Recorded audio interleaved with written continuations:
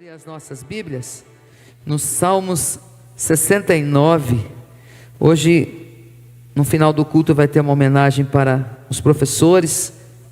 Nós temos a ceia também. E eu quero ler aqui esse salmo com vocês. 69. Davi está falando aqui das suas dificuldades, das suas dores, e diz assim a Bíblia: salva-me, ó Deus. Salmos 69. Salva-me, ó Deus, pois as águas subiram até o meu pescoço, nas profundezas lamacentas eu me afundo, não tenho onde firmar os pés. Entrei em águas profundas, as correntezas me arrastam.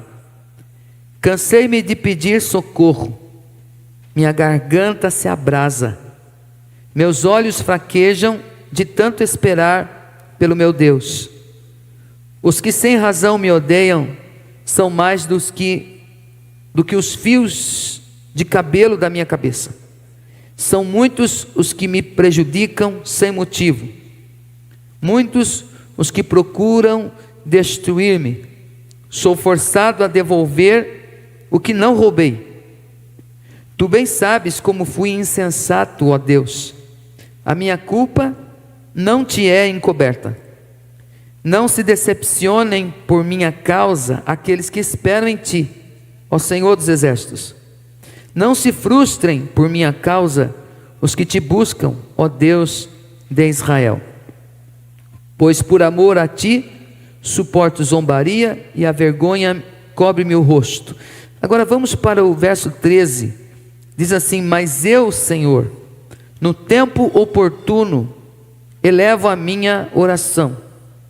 Responde-me por teu grande amor, ó Deus, com a tua salvação infalível. Amém, irmãos?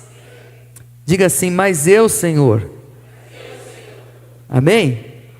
Fecha os teus olhos. Pai, fala conosco nesta manhã, edifica a nossa fé, ministra a tua graça sobre as nossas vidas, ó Pai. Nós precisamos ser fortalecidos pela tua palavra, e que o Senhor fale conosco, que o Senhor, ó Deus, que tu abra os nossos olhos espirituais, que a tua presença, ó Deus, que tu encha os nossos corações, a tua palavra nos dê vida, força, fé e vitória, em nome de Jesus eu te peço. Também nesta hora, Pai, nós repreendemos tudo aquilo que possa atrapalhar, tudo aquilo que possa intervir, tudo aquilo que possa tentar prejudicar aquilo que o Senhor, ó Deus, quer liberar sobre a nossa vida. Declaramos o teu governo, o teu senhorio, a tua direção, a tua vontade se cumprindo na nossa vida, para a glória do teu nome. Amém, amém. Pode se assentar, meu irmão. Louvado seja Deus. Graças a Deus, né, Mariane, que nos dá vitória por nosso Senhor Jesus Cristo. Amados, nós vemos aqui um sofrimento na vida do Davi. É interessante que nós estamos vivendo esses dias difíceis que estão acometendo o mundo todo.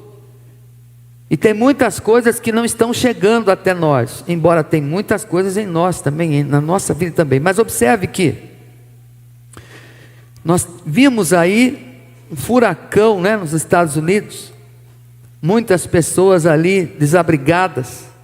Nós vivemos há pouco tempo, aqui no sul do Brasil, a enchente, mas no início do ano, não foi? Maio, se não me falha a memória, e ali tantas pessoas desalojadas, tantas pessoas sofrendo, perderam tudo. Aí você vê também tantos casos de feminicídio, tantos problemas acontecendo, guerras lá na Ucrânia e Rússia, lá no Oriente Médio, Líbano, pessoas pegando o avião, brasileiros, para vir embora para cá, por causa da situação terrível que está lá. Nós vemos situações que estão que nos tocam, que nos atingem aqui, mas ainda assim estão longe de nós. São problemas, são coisas difíceis, são coisas que nos levam à oração, ao choro, ao pranto, mas ainda está longe de nós. Agora, Davi aqui ele está falando do problema que está dentro dele. Não é um problema alheio a ele. Ele não sente as dores de alguém que está distante, de alguém que está sofrendo lá em outro país. Ele está sentindo as dores aqui dentro da sua alma. Ele está sofrendo. E por que o que acontece aqui? Ele conta de situações que ele não consegue resolver, que ele não tem o controle, não é? Às vezes lá na sua casa você quer assistir um outro canal.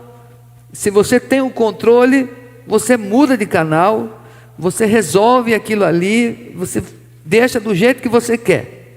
Mas às vezes o controle não está ali, ou o controle quebrou, ou alguém falou assim, não é aqui, você não vai mudar de canal, você não perdeu o controle. Na nossa vida, algumas situações, às vezes, nós percebemos que nós não temos o controle, que não está em nós a solução dos problemas. E é interessante, tem situações, por exemplo, que eu não posso controlar do passado. O meu passado eu não tenho como resolver, voltar lá atrás no passado e mudar as coisas, mas eu tenho o controle sobre o presente. Amém? Outra coisa que às vezes a gente não tem controle é sobre outras pessoas. Converso com diversas famílias, sempre foi assim, como pastor. Muitas vezes a esposa quer que o marido mude, que ele tome uma outra postura, ou pais querem que os filhos tenham um posicionamento diferente, correto.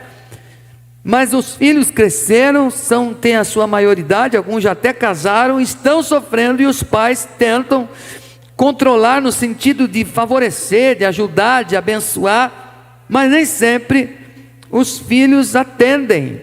Ou seja, os pais, eles perdem o controle sobre os seus filhos. Inclusive quando nós educamos, é algo que a gente tem o controle. Eu tenho o controle de educar. Agora, se os filhos vão atender, obedecer e viver uma vida piedosa, não está no meu controle. Está no controle deles. Eles que vão ter que decidir isso, se eles querem servir a Deus ou não. Não é? Eu não tenho como obrigar. Eu posso obrigar, no aspecto entre aspas, a trazer para o culto, a cantar comigo, a orar comigo, a ouvir a palavra. Mas lá a decisão, lá do coração, não está no meu controle. Está no controle das minhas filhas, no caso, né? Como tenho 2 meninas. Mas está fora do meu controle algumas coisas, né? Então nós entendemos, inclusive, que nós também não temos o controle sobre o futuro. Por isso que nós colocamos o nosso futuro nas mãos de Deus. Jesus falou assim, olha, não fique inquieto pelo dia de amanhã, basta o hoje, cada dia o seu mal. Eu não tenho controle sobre o meu futuro. Hoje eu estou pregando aqui, semana que vem eu não sei, mas está na mão de Deus. Isso eu tenho, esse controle eu pus na mão do Senhor. Agora você observa aqui, ele fala então que ele perdeu o controle. Ele fala assim, eu estou afundando, as águas subiram até o meu pescoço. Ele fala aqui depois, eu estou como numa areia movediça, em profundas lamacentas, nas profundezas lamacentas, eu me afundo, não tenho onde firmar os pés, porque ele não tinha o controle da situação. Outra coisa, ele fala, entrei em águas profundas, as correntes me arrastam. Você já viu, às vezes, uma pessoa está numa correnteza no rio, e perde o controle, a correnteza leva ele embora, ele não tem controle. Ele fala aqui, olha, cansei-me de pedir socorro, a minha garganta se abrasa, de tanto gritar, de tanto pedir ajuda, os olhos fraquejam, de tanto esperar pelo meu Deus. Ele fala no verso 4, os que sem razão me odeiam, são mais do que os fios de cabelo da minha cabeça. Não é? Então, ele está vendo que pessoas fora, pessoas alheias, pessoas do lado de fora de sua vida, claro, estão ali odiando-o. Ele fala assim, tem muita gente que me prejudica sem motivo que procura me destruir. Então ele está dizendo aqui que há pessoas que o odeiam. Ele está sendo então, não é desejado, ele está sendo culpado, né? Ele está sendo prejudicado na sua alma, no seu interior. Não tem ninguém que o acolha, que o ajude. Pelo contrário, as pessoas estão lhe fazendo o mal. Este salmo todo, depois você pode ler, ela prefigura de certa forma o sofrimento de Jesus. O sofrimento de Jesus, quantos inimigos Jesus teve, por isso que foi crucificado. Não que ele fez o mal. Aí ele continua dizendo aqui, no verso de número 4 mesmo, ele fala assim, que me prejudicam sem motivo, procuram me destruir, eu sou forçado a devolver o que não roubei. Estão me pressionando tanto que eu estou devolvendo o que eu não peguei. Estão me pressionando tanto que eu estou tendo que ter esse tipo de ação, ou seja, não está no meu controle essas coisas. Aí ele fala aqui também no verso 5, tu bem sabes como fui insensato, ó Deus, a minha culpa não te é encoberta. Aí tinha outro problema, um problema dele mesmo, a culpa, a condenação, a acusação na sua consciência. Aí no verso de número 8, ele fala até mesmo do seu testemunho aqui, não vamos relatar por causa do tempo, mas no verso 8 ele fala, sou um estrangeiro para meus irmãos, um estranho até para os filhos da minha mãe. Então ele está dizendo aqui, que ele se tornou um estrangeiro, um estranho na própria casa dele. Ele tem problemas, ele não consegue controlar o seu lar. No verso 7 ele fala que tem suportado afrontas, zombaria, a vergonha me cobre o rosto. Aí nos versos 10, ele fala assim, até quando choro e jejuo, tenho que suportar zombaria. Esse aí está dizendo que vai mudar de vida, que está orando, jejuando, é nada, você não muda. Ele está dizendo aqui, olha, no verso 11, quando ponho vestes de lamento, sou objeto de chacota. Ou seja, as atitudes dele de mudança, as pessoas lá fora o condenavam até mesmo nisso. Os que se ajuntam na praça falam de mim, sou a canção dos bêbados. Ele está aí passando por aflições, um drama no seu interior, mas graças a Deus que ele chega a uma situação onde ele muda a sua expectativa. Eu não sei se o nosso queridão lá colocou o número 69 aí, você colocou o número 6? Isso, olha lá. Então a gente percebe que na nossa vida, uma chave que muda a nossa existência, é quando nós mudamos a nossa perspectiva, é quando nós aprendemos a olhar de forma correta, ou ajustar os nossos olhos para aquilo que é certo, para aquilo que trará resultados, para aquilo que trará paz e vida ao nosso coração. Então às vezes a nossa perspectiva é diferente na vida de uma pessoa e de outra pessoa. Este número é o mesmo. O do lado esquerdo aqui, ele está dizendo é número 6, mas o lado direito está dizendo não, é número 9. Irmão, pergunta para você, é 6 ou é 9 que está ali? Irmão?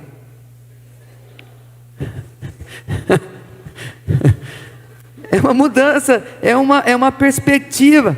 Depende de como você vê, isso pode mudar toda a sua vida, toda a sua existência. Algumas coisas que para mim são lixo, para vocês são, como que fala quando a pessoa guarda e preserva aquilo que ganhou do vô, da avó, é alguma coisa sentimental, relíquia.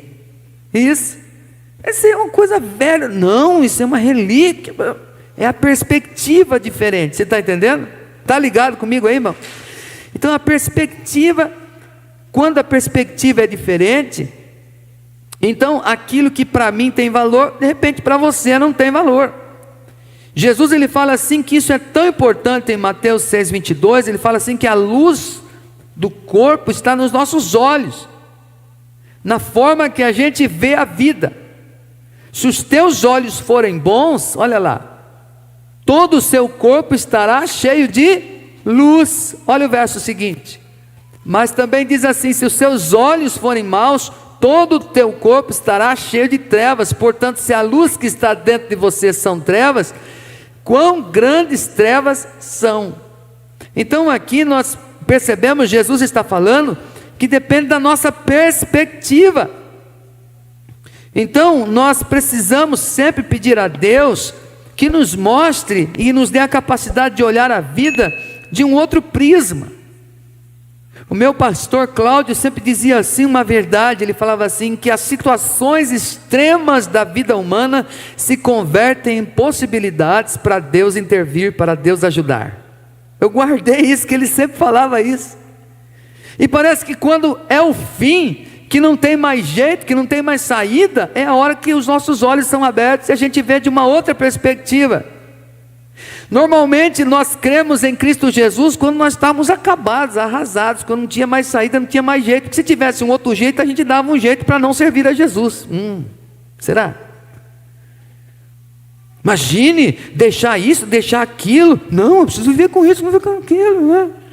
Seguir Jesus, negar-me a mim mesmo, tomar a cruz e segui-lo. Não, quero viver, eu quero curtir a vida.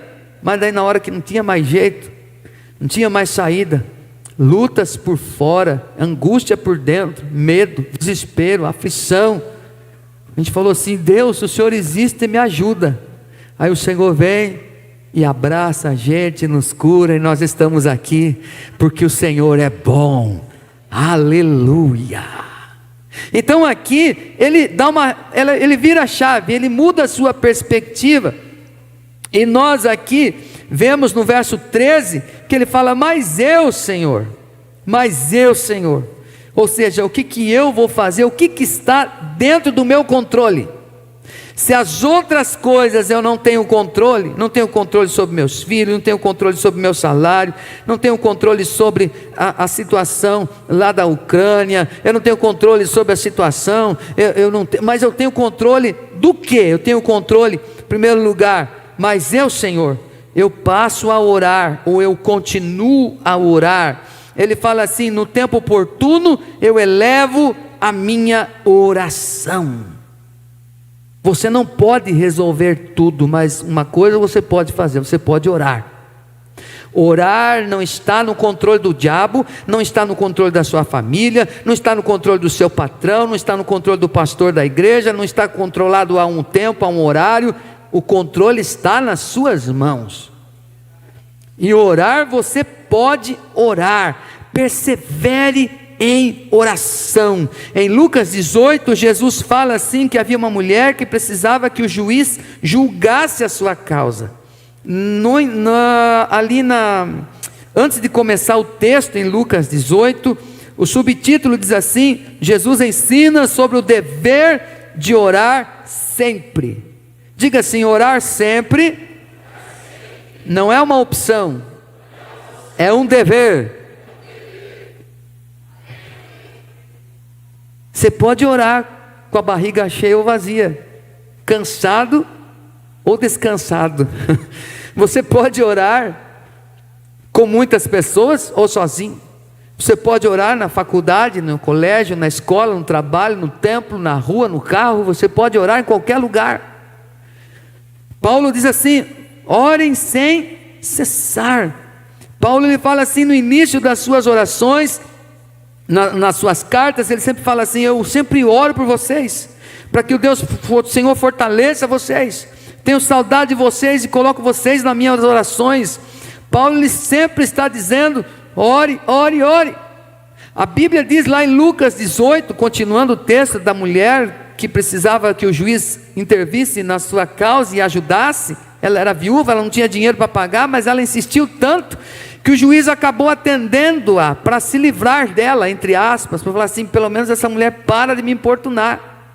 Aí Jesus fala assim: olha, se o juiz ruim, iníquo, atendeu a mulher de tanto que ela insistiu e fez justiça, ajudou-a, muito mais o vosso Pai Celestial fará justiça aos seus escolhidos que clamam a Ele no domingo de manhã. É isso? Que clamam a Ele no sábado, que é o dia do Senhor, é isso, irmão? Que clamam a Ele de dia e de noite. Se o juiz iníquo atendeu pela insistência da mulher, o Pai vai atender muito mais, o Pai vai atendê-los, atender aqueles que clamam a Ele de dia e de noite. A oração está no seu controle. A Bíblia diz que Neemias, ele, com a graça de Deus, ele reconstruiu os muros de Jerusalém. Esdras ali reconstruiu, ajudou na reconstrução do templo. Mas eles oraram muito, muito, muito. Chamaram, gritaram, clamaram a Deus. Então, ele podia orar. Quando ele soube da situação lá de Jerusalém, ele estava cativo, ele era um escravo, um mordomo lá do rei. E a Bíblia diz então que quando ele soube que Jerusalém estava destruída, que tinham colocado fogo, ele passou a orar, a chorar, a clamar a Deus. Isso não pode ficar assim. Acredito que o Senhor vai intervir. Deus tenha misericórdia, prepara as coisas de tal maneira que um dia o rei percebe que ele está triste, pergunta: o que está acontecendo? Você não é assim. Aí ele contou o que estava acontecendo. O rei falou assim: eu vou ajudar você, e você vai lá, faça tudo o que for necessário, eu vou bancar, vou investir, eu vou pagar, vai dar certo, você vai reconstruir. Muita oração, muito poder, muitas respostas. Então, isto está no seu controle. Talvez você queira que Deus haja mais, ore mais. O Samuel fala assim: longe de mim pecar contra Deus, deixando de orar por vocês, porque ele era um sacerdote. Mas a Bíblia diz no Novo Testamento que todos nós somos sacerdotes, que quando nós não oramos, nós estamos pecando. Porque quando nós estamos orando, nós estamos invocando a presença de Deus, estamos fortalecendo o nosso espírito, estamos crescendo na intimidade com Deus. A oração não é apenas um monólogo onde só eu falo, não, é Deus também. Ele fala, Ele responde para mim, Ele conforta o meu coração. Só de eu me aproximar e abrir o coração e falar com Deus, as coisas já começam a mudar na minha vida. Tem pessoas que vêm conversar comigo e não deixam eu falar, só elas falam. Só elas falam. Depois que estão encerrando, eu vou falar alguma coisa. Ai, pastor, sabe que eu já estou tão melhor? Deus abençoe, obrigado, viu, por me ouvir. É um monólogo, só ela falou. Mas graças a Deus, só de vir falar comigo ou de falar com você, já melhora. Porque a oração é um desabafo. É um momento ali que você descarrega as suas energias, os seus medos, as suas angústias, as suas lágrimas. Muitas vezes é só uma choração. Às vezes Deus nem precisa fazer nada, só você de falar com o Senhor, de chorar diante dEle, de se quebrantar diante dEle, Ele já vai começar a trabalhar na sua alma, no seu interior. E era isso que Davi cria. Por isso que ele falou assim, diante de toda essa situação de tragédia ao meu redor, uma coisa está sob o meu controle, mas eu vou orar ao Senhor. Talvez você precise pagar um pouco mais, pagar mais o preço de estar com Deus, para que o Senhor haja mais. Às vezes nós oramos pouco e queremos que Deus faça muito. Às vezes a situação está tão difícil, mesmo assim a gente não acredita na oração.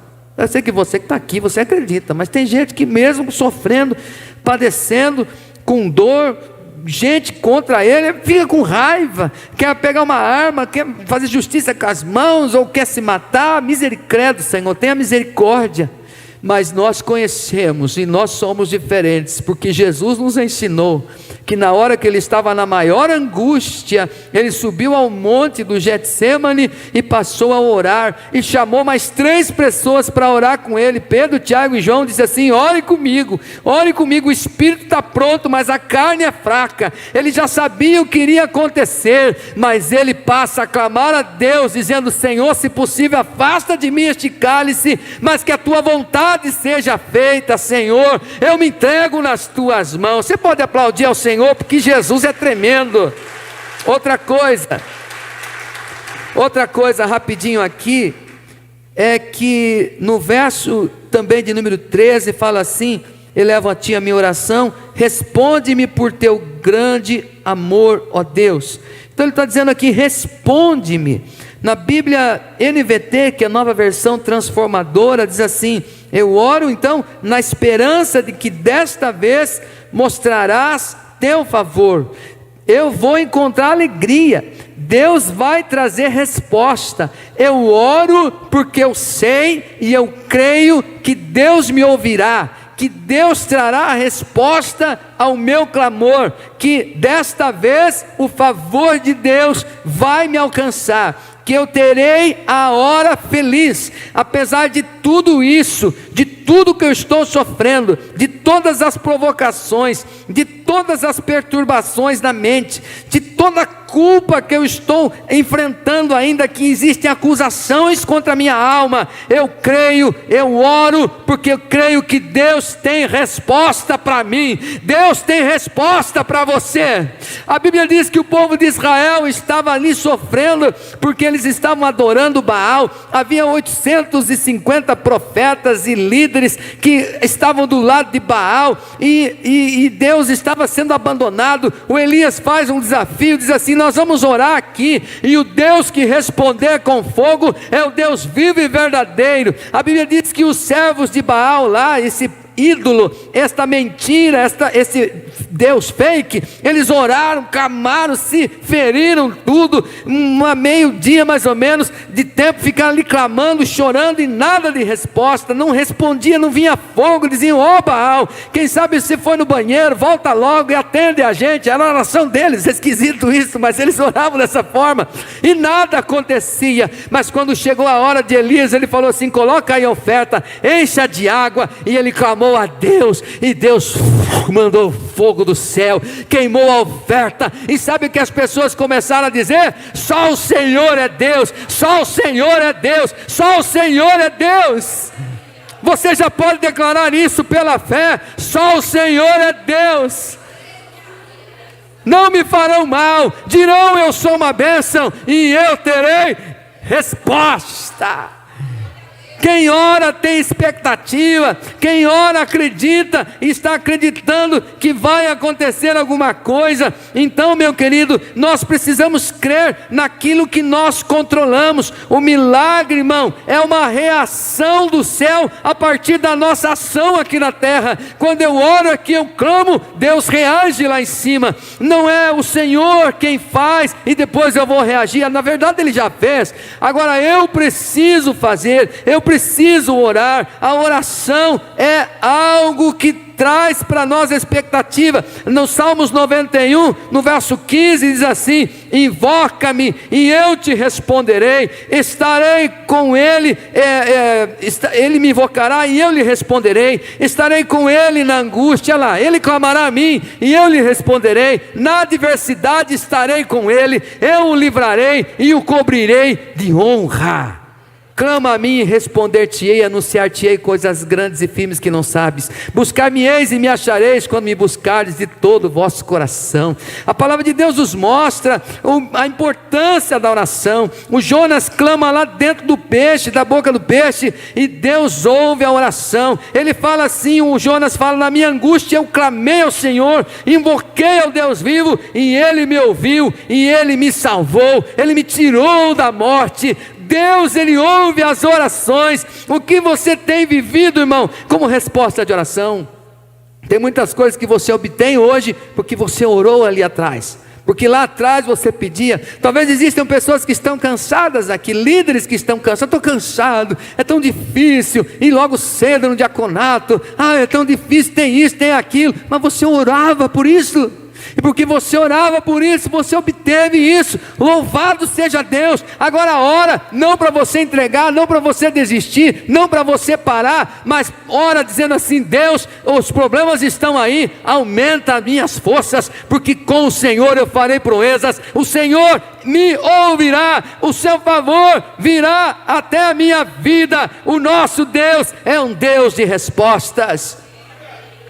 E por último, aqui no verso 13 mesmo, ele fala assim: Responde-me por teu grande amor, ó Deus, com a tua salvação infalível. Eu não sei se você tem aí ela nessa versão mesmo, ou se é a outra versão, meu querido Diego, mas ele está dizendo aqui que ele confia no amor de Deus e na fidelidade de Deus.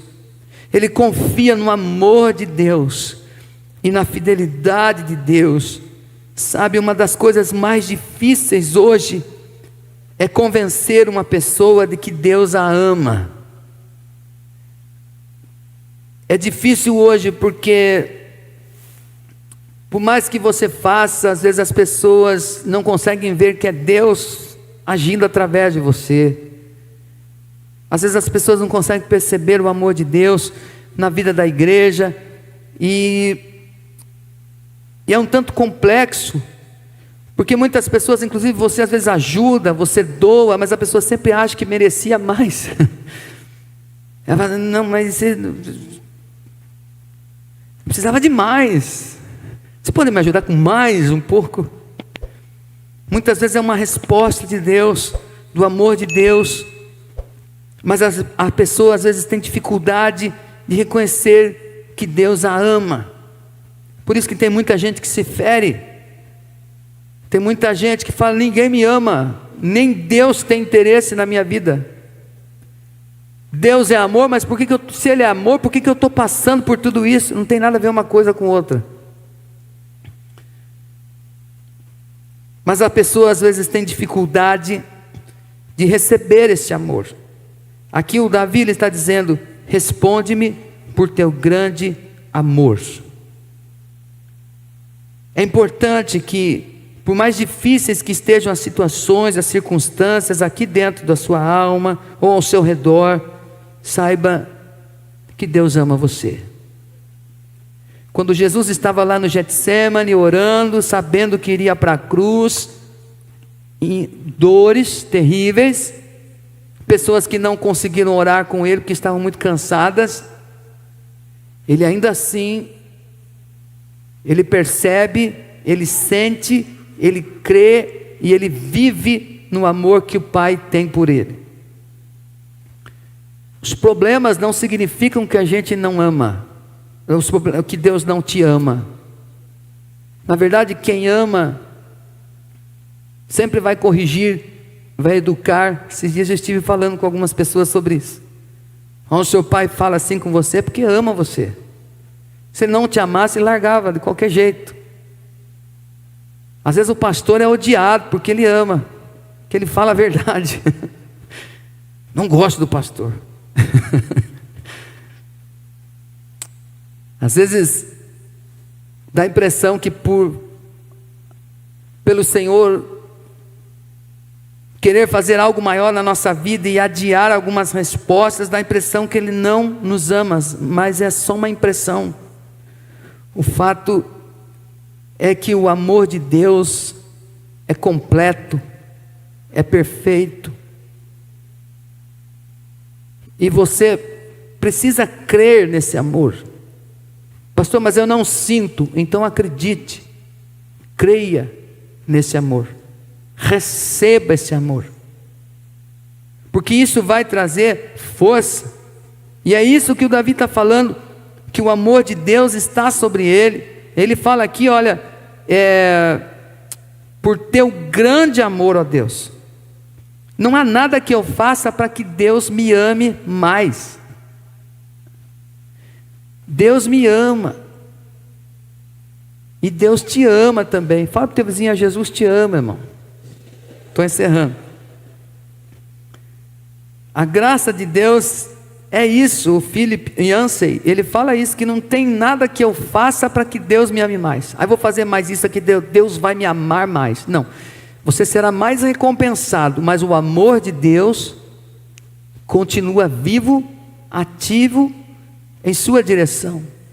Não há nada que você deixe de fazer para que Deus diga assim, eu não amo mais o André. Deus, Ele me ama. Então vou fazer as coisas de qualquer jeito porque Ele me ama, então vou fazer tudo errado. O problema é meu. Deus vai falar, o problema é seu. Você vai colher isso aí. O que você plantar, você vai colher. Mas eu continuo amando você. Por mais que às vezes alguém da família nos entristece, nos chateia. Existe ali um amor muito grande por parte dos pais. Os pais amam. A gente ama a pessoa, a gente só não aceita o que a pessoa faz. Assim Deus me ama. Às vezes Ele não aceita o que eu faço, porque não está dentro da vontade dEle o que eu estou fazendo. Uma coisa é a vontade de Deus, a outra coisa é o amor de Deus. Então Deus me ama.